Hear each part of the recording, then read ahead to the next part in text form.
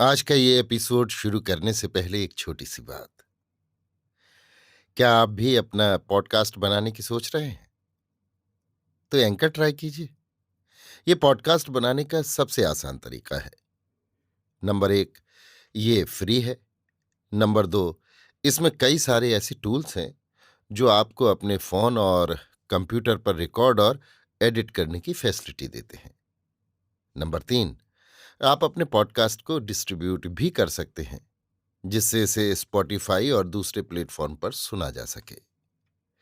तो डाउनलोड कीजिए free anchor app या विजिट कीजिए anchor.fm पर अपना पॉडकास्ट स्टार्ट करने के लिए। ये तो थी एक छोटी सी जानकारी, और अब शुरू करते हैं एपिसोड का सिलसिला। तो आज के एपिसोड में लीजिए सुनिए आचार्य चतुर्सेन शास्त्री के लिखे उपन्यास गोली के 54वें भाग पति परमेश्वर को मेरी यानी समीर गोस्वामी की आवाज में। भगवान ने मुझ अभागिन की अरदास सुन ली। वो प्रभात मेरे लिए मंगल प्रभात हो गया।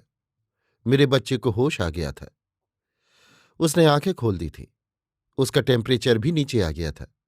वो मेरी ओर देख देख कर मुस्कुरा रहा था। शायद वो मुझ अभागिन मां को पहचान रहा था। मैं रो रही थी और उसकी बलैयां ले रही थी। मेरे पति महाराज वासुदेव, उनके पुत्र डॉक्टर सभी मुझे समझा बुझा रहे थे। बड़े डॉक्टर आए।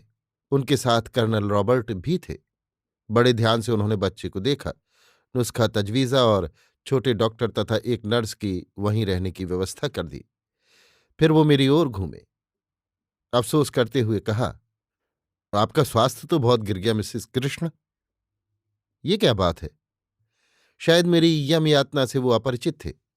इस समय सब बातों को कहने सुनने का अवसर भी न था। इस समय हम लोगों ने अंग्रेजी ही में बातचीत की।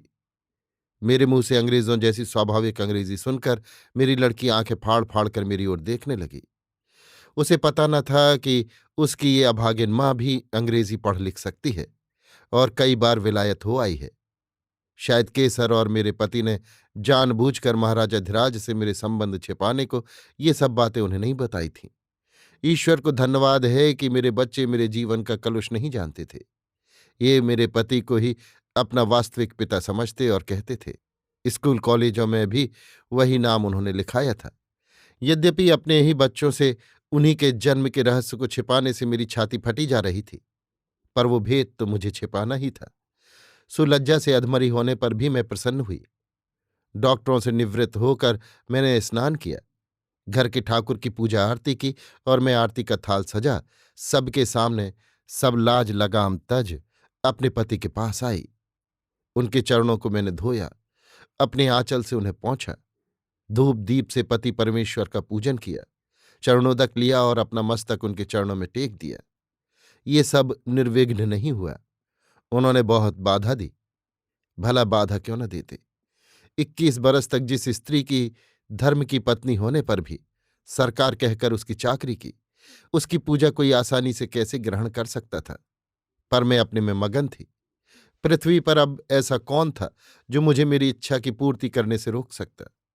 तिस पर वासुदेव महाराज ये सब देख हो करके पागल की तरह नाच उठे। वो आंखों से आंसू बहाते हुए ठाकुर द्वारे से शंख उठा लाए। उन्होंने जोर से शंख में फूंक मारी और वो शंख ध्वनि कैलाश में जा पहुंची। साक्षात शंकर और जगज्जननी उमा ने मृत्युलोक में झांक कर मुझे अभागिन नरक कीट कलुषित गोली की पति पद पूजा देखी। अभी आप सुन रहे थे आचार्य चतुर्सेन शास्त्री के लिखे उपन्यास गोली के 54वें भाग पति परमेश्वर को मेरी यानी समीर गोस्वामी की आवाज में।